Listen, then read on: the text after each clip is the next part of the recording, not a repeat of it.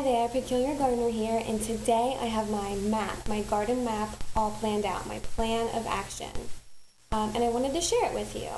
The reason why it's a good idea to know where you're going to put your stuff in your garden is so that when you go out there, you know where you're going to put your stuff in your garden.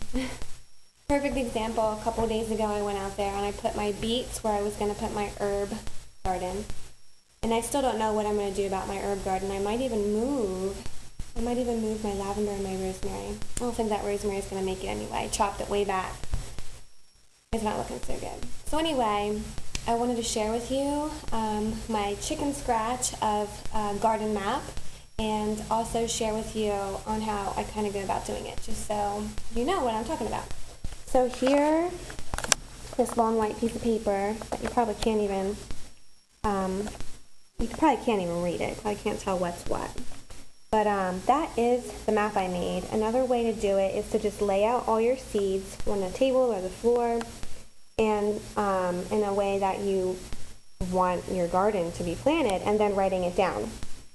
So I already have my spinach out in the garden, and my beets, which are out where I wanted other stuff to be, but that's okay. This stuff, I think they cohabit pretty well together.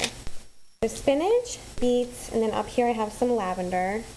Then I'm going to be planting my onions and my leeks, my parsnips, my carrots, and my rutabagas. Then I have two different kinds of tomatoes already planted. These are the ones I planted in the window. Heirloom tomato pears and Super Sweet 100 hybrid. That makes me nervous, but I'm also going to be buying some tomato plants previously already established, because we'll eat more than just these tiny ones. We want big ones too.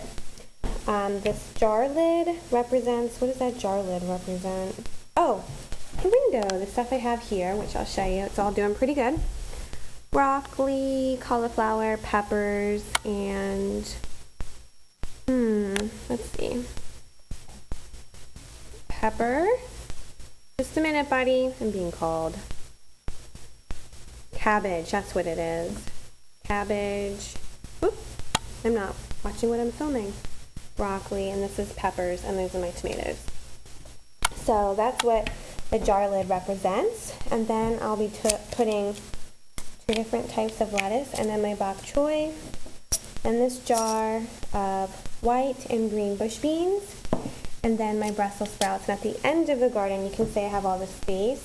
I am still trying to decide exactly where I'm going to be putting my strawberries and my blueberry plant. I bought a blueberry bush this morning. It's not a bush yet, it's all twiggy and doesn't really look like anything but a bunch of sticks. But I'm sorry, did I spit on you? How horrible of me. I'm so sorry. I'm sure that blueberry twiggy thing will one day be a prolific blueberry bush, and I'll be all excited because I love blueberries. And as for the grapevine needs to get out there. I was totally scolded by the lady at the gardening center. And my husband and I have to go out and get posts and strung wire, and I think maybe even Quikrete to secure the post to the ground. Because I was told that grapevine is going to be super strong, and you don't want it to pull the post out of the ground. It's a little bit nerve-wracking. So anyway, I wanted to let you know I have my plan of action, my map has been mapped out, and I'm headed out to the garden, and it's going to be great. I hope you have your garden planned out, and you have your map of action all ready to go. And if you don't, I recommend don't going out there unless you do, because you might put your beets where you want to put your herbs. I still don't know where I'm going to put my herbs, so I might even go in a completely different place. Anyway, until next time, happy gardening.